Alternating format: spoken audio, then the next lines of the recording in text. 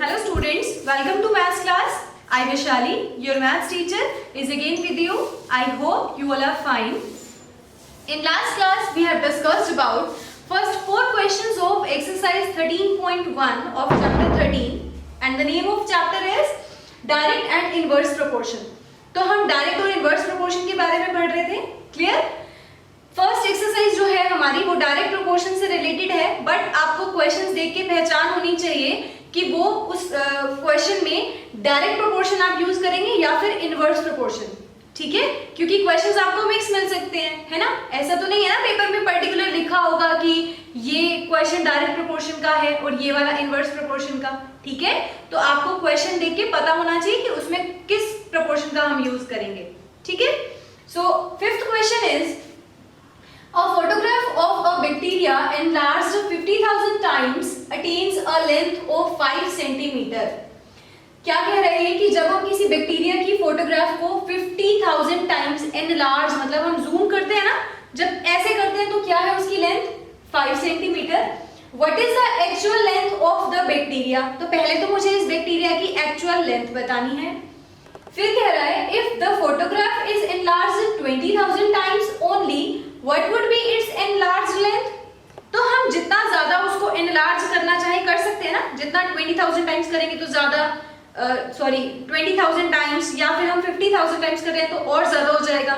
ठीक है, तो क्या होगा यहाँ पर एक चीज अगर बढ़ रही है तो दूसरी भी बढ़ेगी. ठीक है, तो मेरे पास यहाँ कौन सा प्रोपोर्शन लगेगा, डायरेक्ट प्रोपोर्शन. अब देखिए सबसे पहले मुझे एक्चुअल लेंथ फाइंड करनी है बैक्टीरिया की, तो वो हम कैसे करेंगे. देखो ध्यान से 50,000 टाइम्स एनलार्ज जब कर रहे हैं तो उसकी लेंथ 5 सेंटीमीटर हो जाती है. तो एक्चुअल बतानी है. सपोज कर लो कि एक्चुअल लेंथ कितनी है. Let actual length is equal to x. अगर x है उसकी एक्चुअल लेंथ तो उसको 50,000 टाइम्स हम पहले एनलार्ज कर रहे हैं 50,000 x का, और मुझे लेंथ मिल कितनी रही है 5. तो यहां से हम x फाइंड कर सकते हैं, है ना. मेरे पास x क्या आ जाएगा 5 अपॉन 50,000 कैंसिल आउट होके ये 10,000 हो गया. That is 10 raise to power 4, 10 raise to power -4. क्यों? क्योंकि ये क्या है 1 अपॉन 10 रेज टू पावर 4. तो मेरे पास जब मैं उसको ऊपर लेके जाऊंगी तो ये ऐसे हो जाएगा ना. मेरे पास देखिए 1 अपॉन 10 रेज टू पावर 4. तो जब मैं इसका रेसिप्रोकल करूंगी तो ये 10 रेज टू पावर -4. क्लियर? तो ये मेरे पास क्या है उसकी एक्चुअल लेंथ.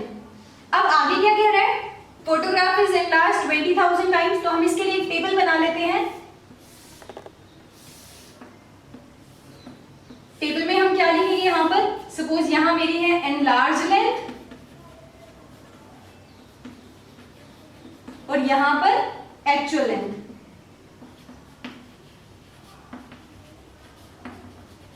ठीक है, तो अब एनलार्ज लेंथ जब 50,000 थी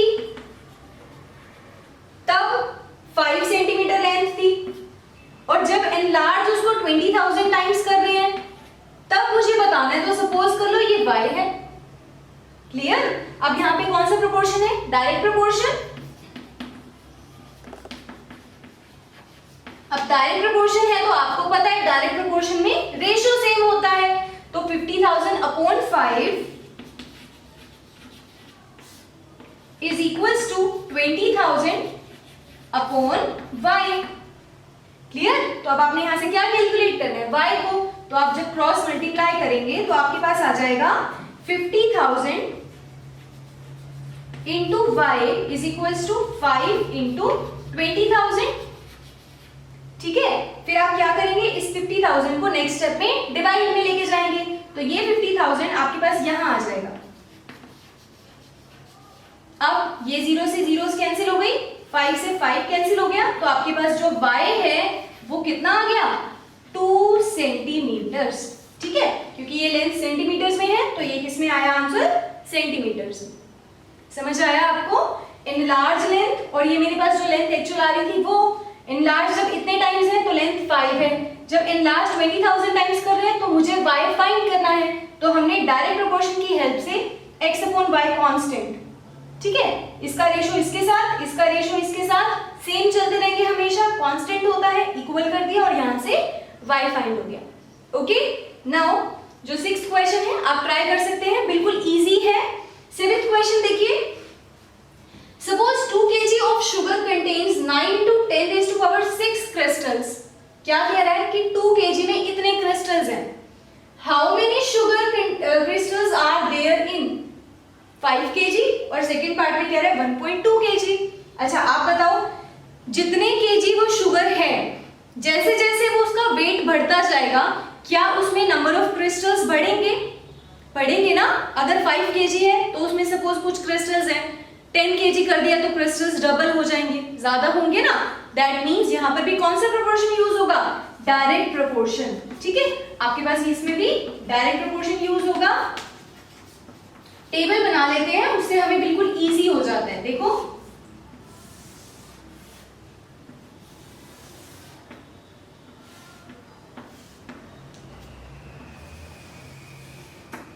क्या कह रहा है ये, एक बार तो उसने मुझे वेट दे रखा है और दूसरे में उसने मुझे क्रिस्टल्स दे रखे हैं। ठीक है, वेट 2 kg है और crystals 9 into 10 raised to power 6 है। अब नेक्स्ट स्टेप में वेट फर्स्ट पार्ट में जब 5 है तो सपोज कर लो क्रिस्टल्स x है, आपने x फाइंड करना है, और सेकंड पार्ट में जब वेट 1.2 kg है तो क्रिस्टल्स सपोज कर लो y है।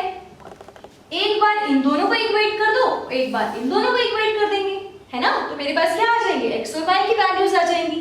ठीक है, तो फर्स्ट पार्ट के लिए क्या हो जाएगा, 2/9 into 10 raised to power 6 is equals to 5/x।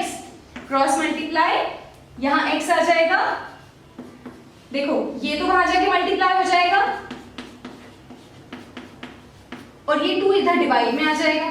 ठीक है, तो x is equals to क्या आएगा, 9 into 5 45, और 45 को जब आप 2 से डिवाइड करेंगे तो 22.5 into 10 raised to power 6। अब आप इसको अगर चाहें तो स्टैंडर्ड फॉर्म में भी कन्वर्ट कर सकते हैं। तो x आपके पास क्या आएगा, आपने पढ़ी है ना standard form exponents and powers वाले चैप्टर में। ये पॉइंट जब मैं यहां से यहां शिफ्ट करूंगी, क्योंकि मेरे पास ये नंबर 1 से 10 के बीच में होना चाहिए, तो जब ये पॉइंट यहां शिफ्ट होगा तो ये हो जाएगा 2.25 into 10 raised to power 7, एक पावर बढ़ जाएगी। तो ये मेरे पास आ गए number of crystals in 5 kg of sugar. Okay, same ऐसे ही इसका सेकंड पार्ट है, देखिए ध्यान से। Again 2/9 into 10 raised to power 6 equal होगा 1.2/y के। क्रॉस मल्टीप्लाई, तो y आपके पास आ जाएगा 9 into 10 raised to power 6 into 1.2/2। So you will get, ये कैंसिल हुआ 0.6, और जब आप मल्टीप्लाई करोगे 9 को 0.6 से तो 5.4 into 10 raised to power 6, ये नंबर ऑफ क्रिस्टल्स आ गए आपके किस में, 1.2 kg ऑफ शुगर में। ठीक है, तो आपको क्वेश्चन को देखना ध्यान से कि उसमें कौन सा प्रोपोर्शन यूज करना है। Okay, now let us move to the next question. Now let us do question number 10। A loaded truck travels 14 km in 25 minutes. If the speed remains the same, how far can it travel in 5 hours? ये क्या कह रहा है कि 25 minutes में तो वो truck कितना ट्रेवल करता है, 14 किलोमीटर। तो पूछा क्या है, 5 आवर्स में कितना ट्रेवल करेगा। ठीक है, आपके पास देखो दो तरह की क्वांटिटीज मिलेंगी ना इन क्वेश्चंस में, जैसे डिस्टेंस मिल गया, लेंथ मिल गई, है ना। डिस्टेंस, स्पीड, डिस्टेंस, और यहाँ पर क्या है, टाइम, तो कुछ भी मिल सकता है आपको। डिस्टेंसेस की यूनिट्स सेम होनी चाहिए, जो दूसरी क्वांटिटी है टाइम, उसकी यूनिट सेम होनी चाहिए। अब डिस्टेंस तो किलोमीटर में ठीक है, आपका आंसर किलोमीटर में आ जाएगा, बट टाइम की 2 यूनिट्स हैं, उन दोनों की मेजरमेंट सेम होनी चाहिए। तो अगर हम इन आवर्स को कन्वर्ट कर दें मिनट्स में तो दोनों सेम हो जाएंगी। ठीक है, तो 5 आवर्स किस में होंगे, sorry 5 hours is equals to 5 into 60, that is 300 minutes। अब यूनिट सेम हो जाएगी, टेबल बना लेते हैं सबसे पहले।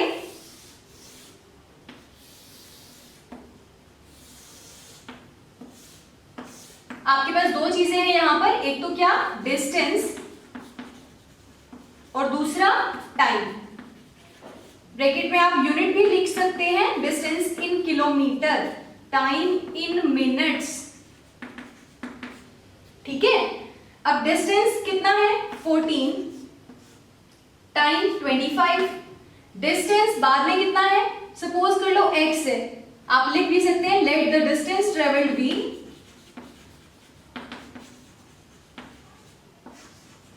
x, और टाइम कितना है 300।